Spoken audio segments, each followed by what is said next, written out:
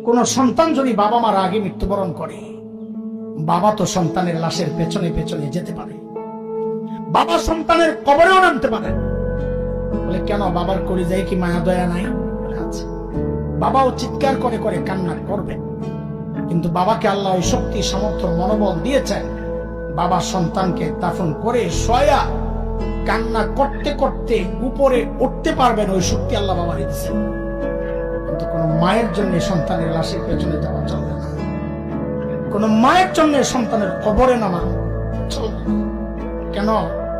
দুনিয়ায় এমন কোন মা নাই যে সন্তানকে দাফন করার জন্য কবরে নেমে সন্তানকে শোয়া দিয়া ওই মা আবার সুস্থ অবস্থায় উপরে উঠবেন, এমন কোন মা নাই।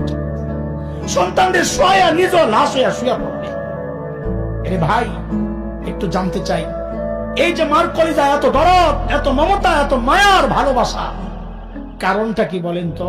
মা আমার দুই চোখের এক চোখ বানাইছেন সেই জন্য, মা আমার একটা কান বানাইছেন সেই জন্য, মা আমার একটা হাত বানাইছেন সেই জন্য।